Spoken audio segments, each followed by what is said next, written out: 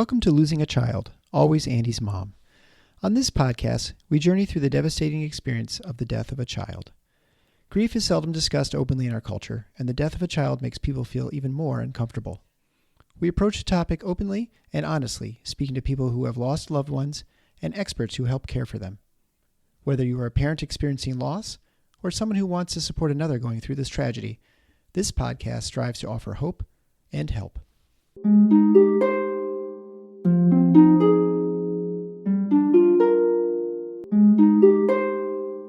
Welcome to episode number 357 of Losing a Child, Always Andy's Mom. I'm Marcy Larson, Andy's mom. Today, I have the absolute pleasure to introduce you to Stephen. Stephen is Anna's dad, and he has quite the tragic story, as many of us do, but he has an extra complicated story, I would say. So I am especially delighted to have him on the podcast to share his story with you.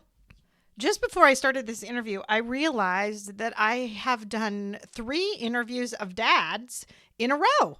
So even though we did have the live stream interrupting between the first and second, my last 3 interviews have been not with moms, but with dads. And I think that is kind of special. I do really appreciate having dads on the podcast because I think they do offer a little bit of a different perspective. And I think it's wonderful for both moms and dads to listen because moms can get a little bit of a dad's perspective and dads can get someone that understands what they're going through as well. So thank you, Stephen, for being my 3rd dad in a row. I also want to take a minute to talk again about sponsorships. So we do not have a sponsor for this week's episode, but if you would like to sponsor an episode, you can go to my website, andysmom.com, and click on the donate page. And when you click on that page, a donation of $125 would dedicate an episode to the person of your choice. You can also go through GiveButter. We also have donations. If you listen to the intro or outroll, you can hear there are some different charities that we work with as well. So there are plenty of ways that you can donate if you'd like to. So I do appreciate all those. If you would like to share your story on the podcast, please feel free to email me. So email me at Marcy, M-A-R-C-Y, at andysmom.com. I'm going to talk a little bit about the next live stream. So obviously we just had our live stream. And the next one is not technically going to be a live stream. The release day is going to be on Thursday, August 13th. So obviously the 13th is 2 days before the anniversary of Andy's death on August 15th. But even more importantly, August 13th is the anniversary of my dear friend Chrissy's son Caleb's death. And Chrissy has been on the podcast now a number of times. She's been on 2 times herself, and then she's been on with a Christmas episode that I did. So all of you are probably quite familiar with Chrissy.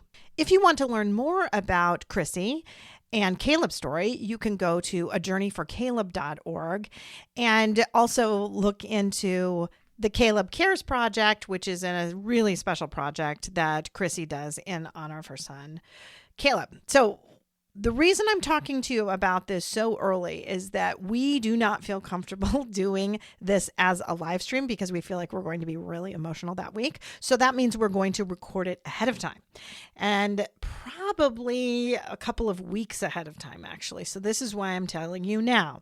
If you have a question that you would like to submit for Chrissy or for me, I'm going to have you email me. So you can email me Marcy at andysmom.com. You could also email Gwen directly at Gwen, Gwen, at grief-guide.com. So you can email questions really either to me or to her. I'll probably have her asking the questions. So it is going to be like a normal episode with Gwen. It's just not going to be live. So again, if you have some questions that you would like Gwen to ask us, email Gwen or email me. I just know that this is going to be really so special. I mean, if you listen to the episode that I did with Jam in April, that was around Andy's birthday and the anniversary of Taylor's death, it was really a special episode for us. And I think this will be very, very similar to that. But it will have a little different twist because Gwen will be involved in this one as well. Right now, though, I just want you to sit back and enjoy listening to Stephen, Anna's dad.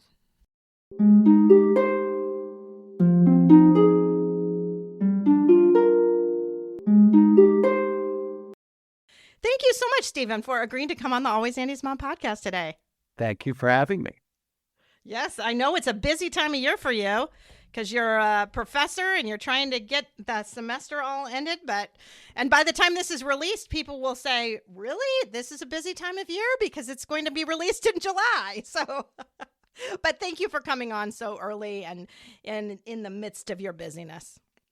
Sure. Well, I am looking forward to talking to you. You've got quite a story to tell, and it's really starts out by talking about your daughter, Anna. So why don't you start out by just talking about her? Okay.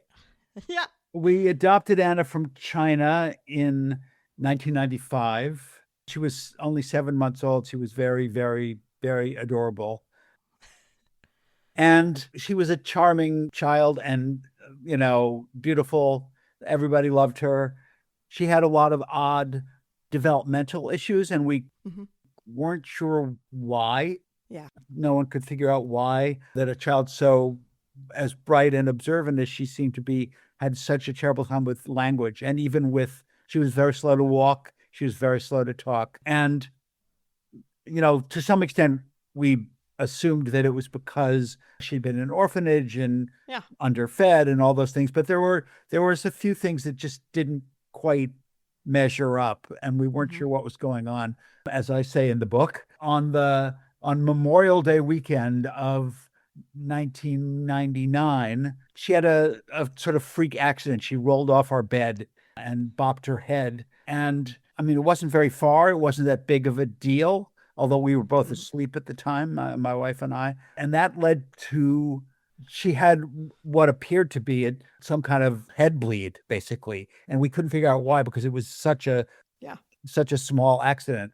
And she looked, suddenly the next day she threw up. She looked glassy-eyed. The pediatrician said, no, don't worry, it can't possibly be anything based on that kind of a fall. And in the morning of the next Monday, I guess it was the Monday or the Tuesday after Memorial Day, she suddenly looked so ill that I was terrified. And my wife had gone to work. I was not working. I was done with school. I literally raced her to St. Vincent's Hospital, which was across the village from us. And they said she has an intracranial bleed and she could have died if you'd waited even an hour or more. Wow. So, and they couldn't figure out why. Right. We were first accused of child abuse. I mean, honestly, I would think so, right? I'm a pediatrician. That is a lot of times where people's heads go. For sure. Mm-hmm. And I mean, yes, of course, it is understandable, although of course it infuriated us. Oh, I'm since sure. We knew that it was not true. And then as they did a successful craniotomy, she came through it fine. And then the doctor said in passing, her liver and spleen are enlarged. You should probably get that checked out at some point. And that led us to 7 months of 7 different doctors trying to figure out what was wrong with her.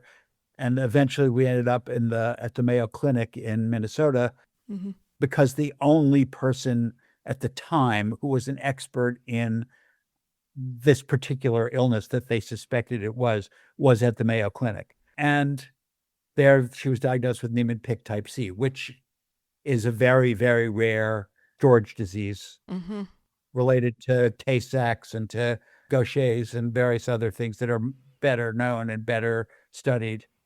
And that was the beginning of the crazy story. Right. I mean, certainly it's something I've heard of when in my pediatric training, they teach you about it, but it isn't something that I've cared for ever. Yeah. I mean, most doctors have only heard about it, in medical school, basically. Right. I mean, that's all. Yeah. I think I had some patients with Gaucher's, and so they're similar in that, so that you kind of certainly know of them. I knew what it was, but not enough to have cared for anyone with that. So, and so hard. I mean, that's a hard diagnosis to get. Very hard. I mean, I think now there are more. They used to say there were only 500 cases in the world, probably more at this point. Yeah. But one of the reasons is that it's very difficult to diagnose. It's almost never diagnosed until something else brings the child into a hospital where they have a better idea of what it is. Well, and there are several types too. So your daughter had C, so they're A, B, and C, and then in C there are different subtypes, and they categorize them differently. There's some, I was just looking earlier. There are some that have 3 different categories, some that divide it more up in 4 different categories. So it's all like you can get it as a small infant, and then they do not live very long at all. There are other types, people that don't get diagnosed until adulthood, and their illness looks quite different than those of infants. And then, of course, there's toddler, adolescent. I mean, there's such a range, and it's so variable in kind of symptomology that it makes it a little difficult to diagnose. And you're right. So the incidence they say now is between 1 in 100,000 to 1 in 120,000. So that's the known incidence. So very, very rare, extremely rare. Yeah. And I mean, I actually interviewed somebody who, the parent of an adult onset Niemann-Pick child, which was and that is quite an extraordinary different disease. Because almost all the symptoms there are psychiatric. Right. So appear to be psychiatric, and then it really can lead people down the very, very wrong path of diagnosis. And I think that's partially why you say it can be very underdiagnosed, because I think a lot of the people that have that late onset are probably never discovered to have it. Right. And not every child has as obviously an enlarged liver and spleen as Anna did. That was the real tell. That and the nuclear gaze, I can't remember the term. Yeah. Palsy, nuclear gaze palsy. Yeah. That's a way in which it's often diagnosed also. Mm-hmm. Mm-hmm. Yeah. Really kind of unable to kind of gaze up. Right. So moving your head more. Which we didn't really notice until later. And then we did notice. In the book, I think I say in school, like when she was in pre-K, her teacher said, she has something going on with her eyes. And that was before we had been diagnosed. And we thought, I don't notice this. Yeah. But it was because she always had to lift her head up if she was trying to look up. See, I've got a patient that doesn't have lateral gaze, and it took me a long time to pick it up too. Like you just don't, they just move their head and you don't realize that, that eye's just not moving out. Right. Until they get a little bit older. So it's an easy thing to miss, I think. So anyway, so you got that diagnosis when she was quite young, and it is a devastating diagnosis because there is no cure. And at that time, there were really minimal, if any, treatment. I mean, really nothing, right? There was no treatment. No treatment. No treatment until she was 9, I think. Uh-huh. Originally, they said, there was this treatment in the works kind of, and that it would be available in about a year, but it was 4 years actually after she was diagnosed. Mm-hmm. And that was interesting too, because there was a clinical trial that she wasn't eligible for, but she got it anyway.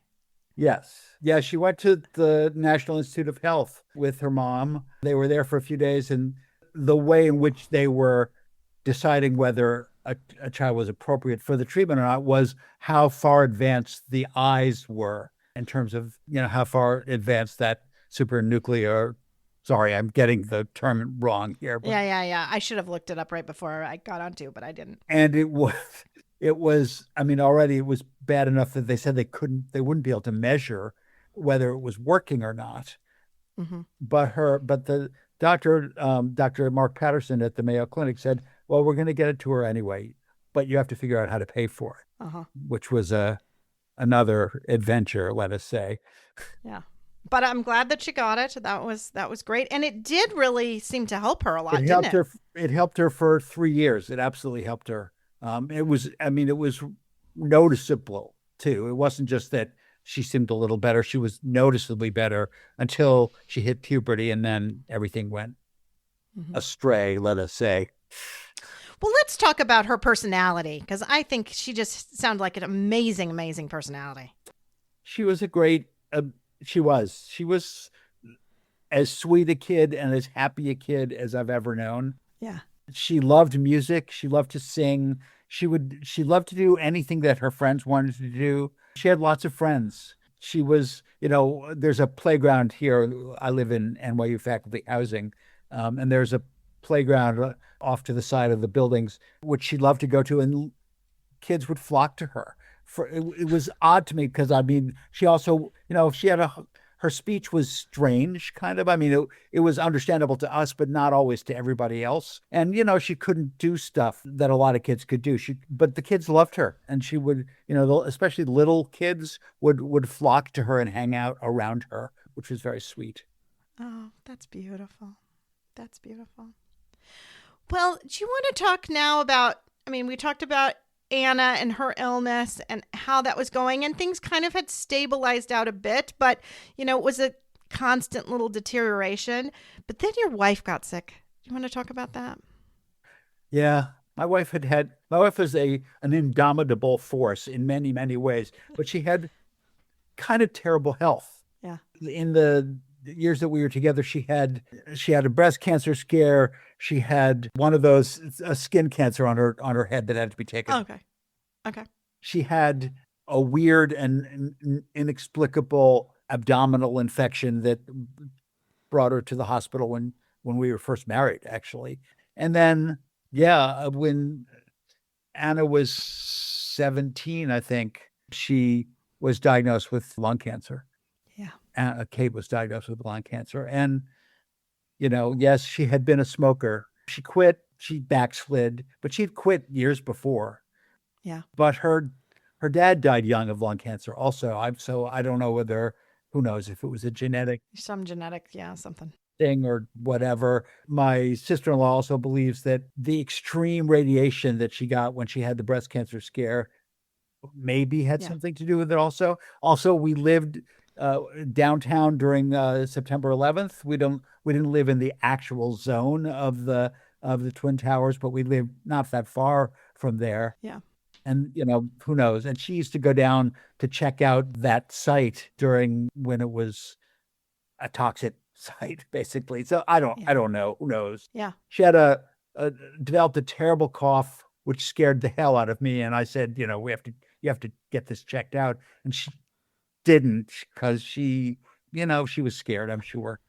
Yeah. And she was diagnosed in November of 2011, went into the hospital in January 2012, and died in March 2012. So that was, wow. Yeah. I mean, it was pretty scary, pretty fast. And I mean, until she went into the hospital, she still looked fine. And she kept saying, I don't feel like I'm dying. But I mean, it was a fairly quick deterioration after that.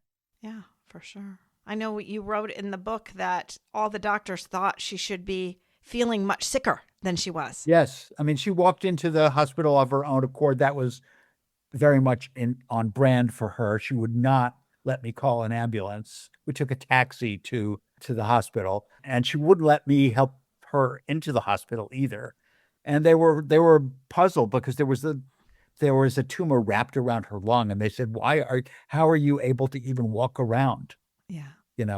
Again, this was very much on brand for her. But yeah, her death was horrible. And of course, left me to deal with both my dying, my at least terribly ill daughter, and my very, very wounded and grieving 11-year-old.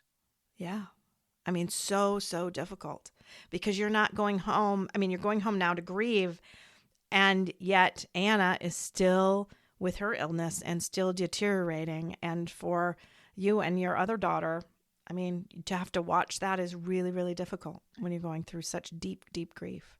Yes. I mean, it was not entirely conscious, but around that time, I started thinking, I have to make sure that Jane, my younger daughter, is okay, that she makes it into adulthood, because Anna's not going to make it into adulthood. And I certainly did not shift away from taking care of Anna, but I made sure that Jane and I had time together. We would go out to dinner together. We went to the theater, stuff like that, because I wanted her to feel like, she still had a life, basically. Yeah. And she still had a little bit of normalcy. Yes, exactly. Mm-hmm. That was hard. I have to say, that was really hard on me, but yeah, I needed to do it. So I did.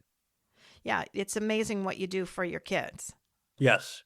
Right? It is. The good news is that she, who had many reasons not to turn out well, has turned out wonderfully well. Oh, that's beautiful. I love that.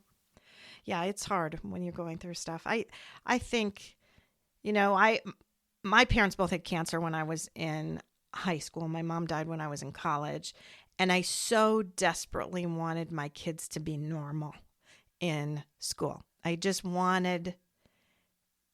want everyone to look at them. Like I felt like everyone was looking at me because I was the girl whose both their parents had cancer. And then ultimately my mom died. So that was another kind of layer when Andy died, and I now knew my kids were going to be those kids. The kids that got all the feeling sorry for you looks and all that stuff that I just so didn't want for them, right? Because I had lived that, and I just wanted them to be normal. And so there are so many layers, I think, to the grief when you're a parent. Yeah. Yeah. I mean, fortunately, Jane also went to a very small, supportive school. Mm-hmm. That made a big difference. They went out of their way to make sure that she was okay, Yeah. so far as that was possible. Yeah. And that helped a lot, actually. Mm-hmm. Mm-hmm. Well, and then obviously after your wife passed away, how long was it then before Anna finally did as well? 3 years. We had 3 originally years. been told that she would not live past 13, which is kind of your classic age for at least was. I'm not sure about it anymore, but Yeah. for that illness. But in fact, she lived to be 20. Partially, I'm sure, because of that treatment that we got. Yeah. She had very good care, unlike my wife, who had terrible care. Anna had very, very good care. I mean, not just for me, but her doctors, her caregivers of all kinds were very, very good with her. She was still at 17 when Kate died. She was still in pretty good shape. Yeah. But the decline was fairly rapid after that. I mean, I don't think that it was the emotional component, although I'm sure it didn't help. Yeah. She started to have difficulty swallowing, which is one of the first terrible signs of decline. And, she was a kid, as I say in the book, she was a kid who loved every meal. She loved to eat. She loved food. She was happy, with almost anything that was fed to her. And then suddenly she was having a hard time chewing and swallowing. She also had to take all these pills, which she, eventually could not swallow anymore. I mean, I had to have a feeding tube put into her, which I dragged my heels on completely. And after that, it was there was not much going back, really. So talk a little bit about that loss and kind of your grief journey then. Of course, it was complicated by the fact that I had lost Kate, who was the rock of my life, basically. Yeah. Yeah. And things had not been so great because of all the care that we had to give to Anna. I mean, we were not certainly in a wonderfully happy place when she died. But that made it, in many ways even worse, because I felt like, we never got back to the relationship that we had had because of all the stuff that had happened to us. And, I have to say, I was a little numb from all of that. Yeah. And after Anna died, I certainly didn't completely shut down, because that's just not the way I am. But I stopped socializing for quite a long time. And, especially in the weeks or so after she died, I hardly went out. I went out to get food for Jane and me, and I went out to do whatever needed to be done, but I hardly left the apartment, basically. I didn't want to see anybody, frankly.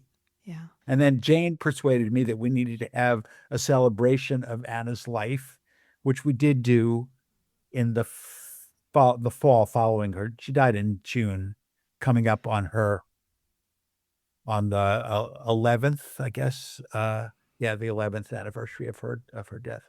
So we had a big party, which, as I say in the book, I remember almost nothing of. Yeah. Because it was, I was happy to have all the people celebrating her, but I was in a state of limited consciousness, let us say. Yeah.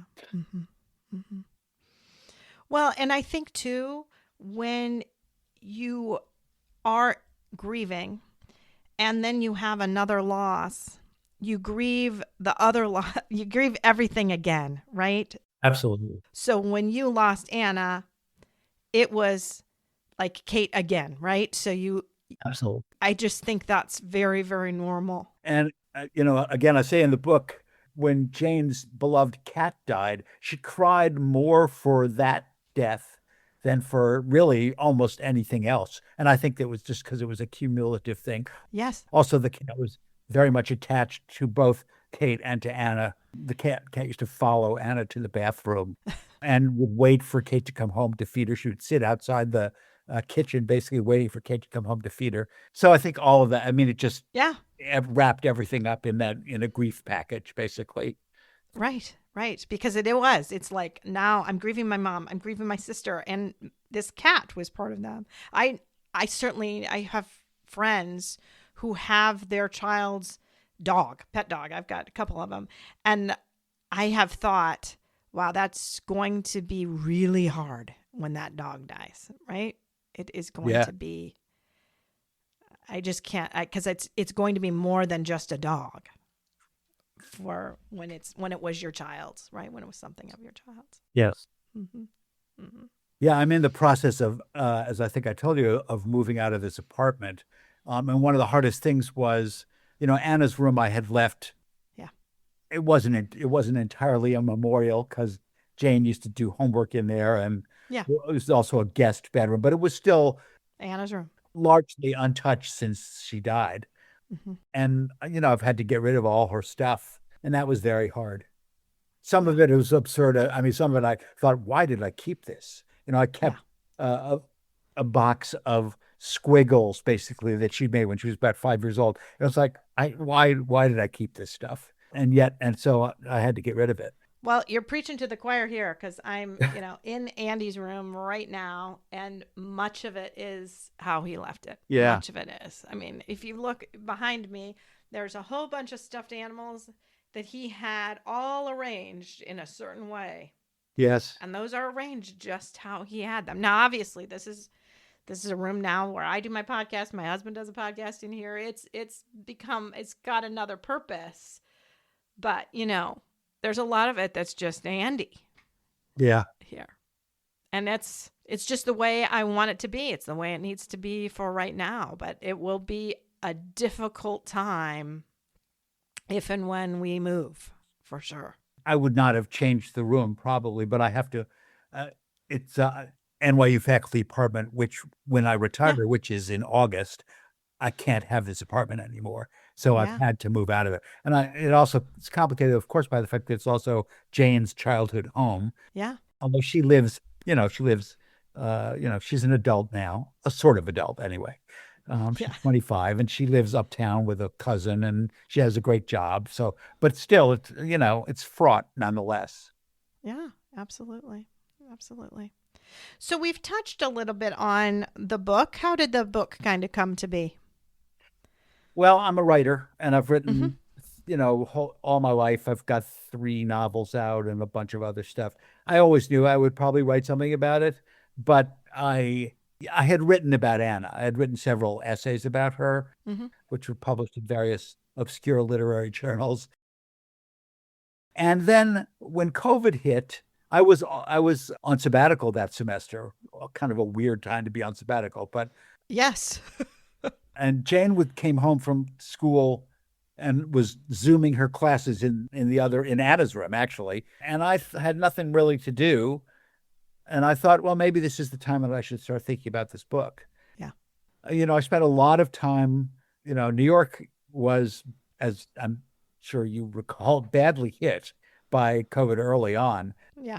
It was, the village was like a ghost town. Nobody was going anywhere. So I would take a lot of walks out into my neighborhood, walk around, sort of talking to myself. Probably would have looked scary to some people, but thinking aloud about what I wanted to write. And I also did a lot of sort of free associating onto my phone, kind of thinking about what I was going to do. And then I basically just sat down and started to write it. I mean, I always knew that it was not going to be, I didn't want it to be a chronological account. I wanted it to be sort of like memory. Yeah. Sort of going in and out. I mean, there's a chronological element to it, but it also is sort of associative with some of the things that I remember about her and Kate and even about my own youth. So Right. It does. You're right. It just kind of goes back. I think it's beautifully written. It's just, it does that whole story, but then going back and getting little pieces and feeling like you can really get to know all of you quite well, you know? thank you. Yeah. I feel like I know Anna a little bit. I'm pretty proud of it, actually. I mean, my principal feeling about it was I want this out in the world. Yeah. I mean, that's what happened. So I feel pretty good about it. Mm-hmm. So when did you publish the book now? It was in March. Is it? Yeah. Okay. So it's been a hectic month or so. I had a bunch of readings. I did another podcast and, some events and that kind of stuff. It's sort of died down now, but I have some other stuff coming up later in the summer. So Yeah. Well, very good. Very good. So what do you feel like you want to talk about your grief journey and maybe what you've learned, what advice you might be able to give to other people? well, that whole first section about of the book is about the grief advice that I received, Yes. which was mostly useless. Yes, it was. I appreciated that section, actually. I really did, because there was a lot of really bad stuff, bad grief advice given. Yes, and well-meaning sometimes, most of the time. Yes, very much so. Very much so. I was gonna read a little of that and if Yeah. Do you want to? sure. You want me? Yeah. Should I do that now? Yeah, you can do that now. Why don't you do it now? Perfect. Okay. I mean, the truth is, in terms of what did I do to survive? I mean, I wrote the book. That's what I did, and I took care of Yeah. Jane. I mean, that I don't know how I would have gotten through if it had not been for Jane, who is Yeah. a wonderful, resilient kid. Not a kid anymore, but still my kid. Yeah. And that's, honestly, that's what I did. I needed to take care of her, and I did, and that's Yeah. what got me through it. So I guess maybe I'll just read that first. I would love that. I would love first to hear chapter. Okay, that. Mm-hmm. Sure. it's called About Suffering. This is the book, by the way. Mm-hmm. A ribbon for your hair. Mm-hmm. Here are two pieces of unwanted information you need to gulp down before reading this. 1. I lost my wife, Kate, to cancer in 2012. She went into the hospital in February and died in March. The funeral at St. Joseph's Church in Greenwich Village, near where we lived for 17 years, was a huge overflow crowd because Kate, a somewhat larger-than-life character, was beloved by many. An NYU colleague of mine mused, apart from Princess Diana and Whitney Houston, I've never seen so many people at a funeral. But I have zero memory of the funeral. I was so dazed by grief, I did not even recognize old friends who showed up at St. Joseph's. 2. My older daughter, Anna, whom we adopted as a baby in Hangzhou, China in 1995, was diagnosed in 2000 with the horrific, rare neurogenetic disorder Niemann-Pick Type C. We were told then she would likely not live past 13. She died at 20 in 2015, 3 years after Kate. I was knocked down by these events. I only got up from this double disaster because I had to. True, others have suffered as much and more, but comparing your grief to other people's grief is a pointless exercise. Suffering is always with us, and so is what I came to think of as grief advice, much of which is equally painfully pointless. 2. In the weeks and then years following the loss of Kate and Anna, many, many people said many, many things to me, mostly with good intentions, so occasionally with a kind of thoughtlessness which afflicts those who lack the self-edit function. I wrote a lot of these things down because that's the kind of person I am. Eventually, I stopped doing that. I felt like I had received more counsel than could be absorbed in a single lifetime. Here are a few things people said to me regarding grief. Don't make any important decisions for at least a year. Several people said this to me after Kate died suddenly. This was the easiest advice to follow. I'm decision adverse even in the best of times. You will survive this because humans are like cockroaches that can survive anything. Arguably true, though not an inspiring thought. No one who has not survived this kind of loss will ever understand how you feel. Again, probably true, though not an especially useful bit of counseling. It's not like in the movies where people move on from their pain. No one really gets over losing a child, let alone a wife and child. The pain never really goes away. True, though far from a consolation. Some days it feels like my losses are fading, and I can almost imagine a life in which I do not constantly rehearse those dark events. That feeling rarely lasts a day or two, though, and then some memory, some image, a song, or a dream, or the way the light falls across a tree stirs up the sadness. Grief is like weather. You live in it, you notice it sometimes, and sometimes it's just there. Okay, I said that, and I wrote it down at the time thinking I would use it in something, and I think it's true, at least for me. Anna had such a happy childhood. She was lucky to have you and Kate and Jane. I guess so. She did have a happy childhood. She was as happy a kid as ever known, and those memories are sometimes a salve. We did our best, though I am haunted, of course, by the handful of times I was angry or overwhelmed or thoughtless with her. Anna would have died even sooner if she'd stayed in China. A somewhat odd way of looking at things, but probably true. No one knew until she was 5 that she suffered from this dreadful, difficult to diagnose illness. It makes my heart ache to think of Anna confined to an orphanage without even the kind of care we managed to get for her. At least Anna never had to go through the misery of heartbreak, of learning how cruel people can be, how unfair the world is. True, I guess, though also an odd way of looking at things. I think Anna certainly had a glimpse of how unfair the world could be. She adored and desperately missed her mom, though exactly what this meant to her, we will never know. Yeah, that's beautiful. I think that's beautiful. And I think you're right. I loved it. I think your weather analogy was great, by the way. Thank you. Let me just read one. I'll just read one more little piece. Yeah, sure. Go ahead. I did not drink myself to death, as one of my friends did following the too young death of his wife. I never considered suicide. The closest I came was to consider considering it, but it is alien to my temperament.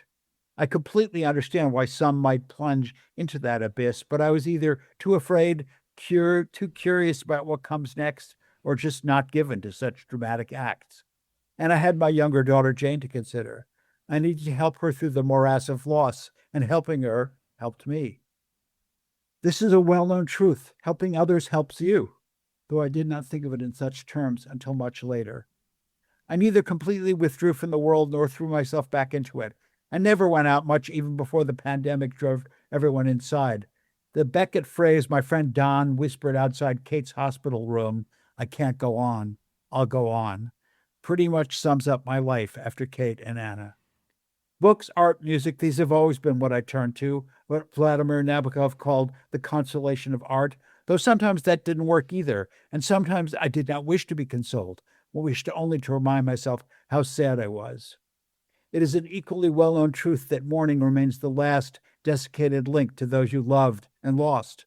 Sometimes I did not wish to move on, since Kate and Anna could never move on with me. Knowing that you are floundering in grief in no way alters the arguably perverse desire to remain there. But the weather of grief also coexists with quotidian life, with the chores and pleasures and aggravations which go along with being a human, and this cannot be denied, even when we might wish it. In his famous poem, Musée des Beaux-Arts, W.H. Auden reminds us about suffering they were never wrong, the old masters, how well they understood its human position, how it takes place while someone else is eating or opening a window or just walking dully along. I've always found that image a profoundly true and useful way of looking at the world. After Kate died, I felt compelled to go back to the Upper West Side to see the apartment on West 87th Street where we lived when we first got married, where we were happy. I was standing there on the forlorn street, looking up at the odd porthole-like windows of the 5th floor walk-up where we lived, and suddenly I burst into tears. And several people walking by stared at me as if I might be slightly dangerous. My grief was just something happening in the periphery of their vision, and I appreciated this, even in that moment, and laughed an awkward laugh because, let's face it, that's what grief ought to be, the soundtrack of someone else's life, not yours. Yeah. That's beautiful. Thank you. Yeah. I love that. just so many little nuggets in there that I really appreciated. I like the comment of, what was it? I can't go on, I will go on, or something like I that. Can't Go On, I'll Go On, which is from Waiting for Godot by Samuel Beckett. Yeah. It reminds me so much of what I used to say to my dear friend. And I've said this on the podcast many times. I would say, I'd just turn to her and I'd say, I can't do this. And she would look right back at me and she would say, Marcy, you are doing this. And that felt very much the same. Like, yep, you're right. I am. Because you just feel like you can't. You just feel like you can't, but somehow you do. Exactly. You know? You feel like you can't get up in the morning, but you do. You feel like you can't help your other kids, but you do. I mean, it's just, I don't know how. Other times I don't know how. I have no idea. You know? It's because humans will survive anything, according to the piece of grief advice I got. Right.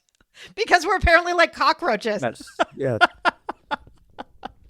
Not loving that analogy either, but you know, I guess it's understandable. Oh, so other thoughts that you had that you want to make sure to kind of share with people? I mean, I feel like I put all the thoughts I ever had into the book. On that book. Yeah. And it's available. I think so. What? Available on Amazon or Available on Amazon, yes. at your local bookstore. So tell the people the title of your book again. Yes. It's called A Ribbon for Your Hair, which is a line from a Grateful Dead song. Oh, okay. I wondered where that came from. Yes, it's from Box of Rain. It's the last stanza of Box of Rain, in which basically it's just a box of rain or a ribbon for your hair, such a long, long time to be gone and a short time to be there. And that to me that's about Anna, basically. Yeah. And then the subtitle is Loss, More Loss, and How We Sort of Went On. And the sort of part is the most important part to me of that subtitle, because, you know, when you have the kind of grief that we've had, sort of is the only way you do go on. Yeah, you're right. It's not the same. You're not the same. I'm not the same. Jane's not the same, but we do go on. We do go on. Mm-hmm. And in some ways, I think there can be, some ways I think I'm better. Some ways I think I'm more compassionate, and I understand pain and suffering in ways that others can't, and can be there for other people in ways that I wouldn't have been able to do without these experiences, as awful as they are. That's a good point. Whenever I see a kid in a wheelchair, I sort of want to go over to that kid and say something. I don't, because that would be weird. But I mean, I stuff that I might never have noticed or might have turned away from, I always see now and kind of feel something about. Well, and when you hear of children who die, you think about it in a whole different way. Yes. Yeah. Mm-hmm. Although I cannot watch any movie in which a child dies. Yeah. No, me either. Me either. It was funny. One came out. I don't know. It was a couple of years ago. And one of my partners was just going on, oh, you got to see this movie. You got to see this movie. And I'm like, no, I don't really want to. And she's like, no, it's great. And she's going on. And I finally looked at her and I said, does a kid die in the movie? And she said, yes. And I said, then I'm not seeing it.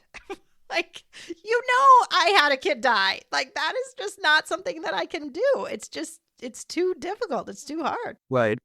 It does seem like every time I would read a book for a while, there would end up being a dead kid in it. Like, how is that happening all the time?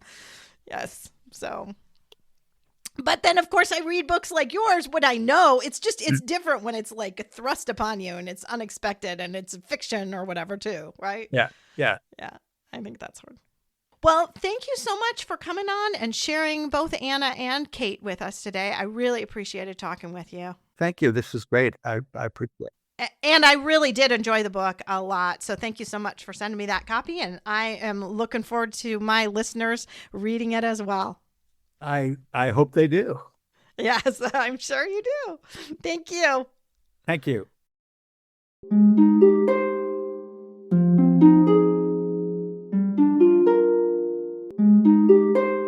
Thanks for listening. If you found this helpful and would like to support the podcast, please leave a 5-star rating and comment. To help financially, you can type Andy's Mom, one word, to the number 53555. This provides a link to GiveButter, which allows donations through PayPal, Venmo, Apple Pay, or credit cards. GiveButter will provide a receipt of your tax-deductible donation, or you can visit the donation page at andysmom.com/donate. Always Andy's Mom is a registered 501c3 and can receive donations through Thrivent Financial and Benevity. Marcy loves hearing from listeners. Please feel free to reach out to her via email at marcy@andysmom.com or on the Instagram or Facebook Always Andy's Mom accounts. Sign up for the email list to get weekly episode links as well as pictures of Marcy's guests and their children.